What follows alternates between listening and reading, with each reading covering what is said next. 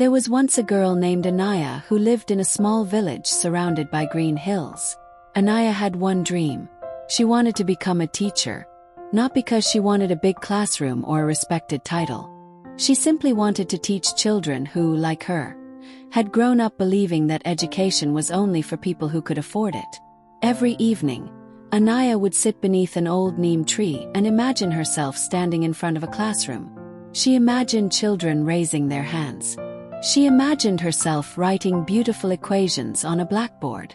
She imagined her parents watching proudly from the doorway. But there was one problem. Anaya was always waiting. I'll start when I have proper books. I'll start when I find a better place. I'll start when I know enough. I'll start when someone gives me an opportunity. And so every day she waited. One afternoon, while walking through the village, Anaya noticed an old man sitting outside a tiny shop. His name was Dev. He had been a teacher many years ago. Anaya often saw him reading old books, but she had never spoken to him.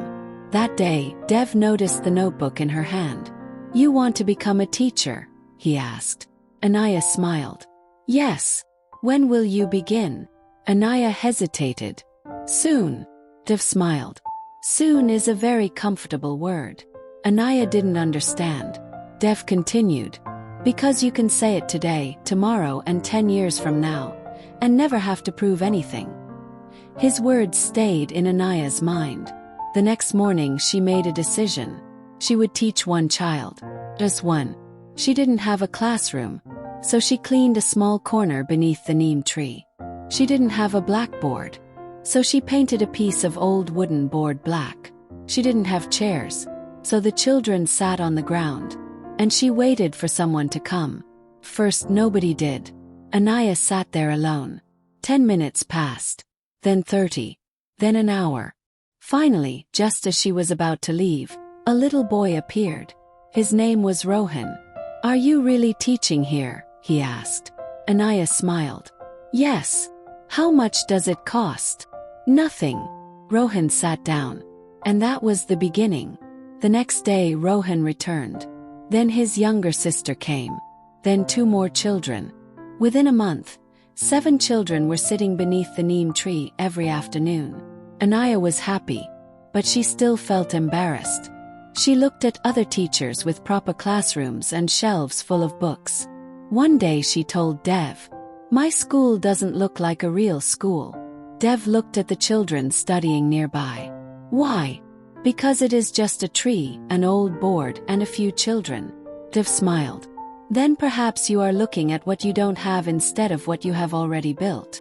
Anaya became quiet. That evening, she looked at her little classroom differently. The broken wooden board suddenly didn't look broken. The ground didn't look uncomfortable. The neem tree didn't look ordinary. It looked like the first roof of her dream. Months passed. Anaya continued teaching. Sometimes only 3 children came. Sometimes 10. Sometimes she was tired.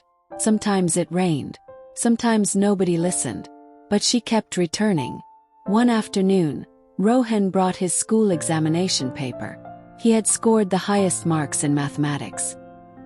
He ran toward Anaya with a huge smile. "I did it." Anaya looked at the paper. Her eyes filled with tears. For years, she had imagined becoming a teacher. But she had thought becoming a teacher meant getting a classroom first. Now she understood. She didn't need a classroom to become a teacher. She needed a student willing to learn and the courage to begin. A year later, something unexpected happened.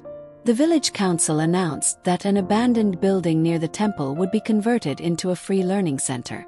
And when they asked who had started teaching children in the village, everyone pointed toward Anaya. The little learning center was given to her. Anaya finally had the classroom she had dreamed about. But she never forgot the neem tree. She kept the old wooden board hanging on the classroom wall. One day, a young girl asked her, "Ma'am, why do you keep this ugly old board?" Anaya smiled. "Because this board taught me my first lesson." "What lesson?"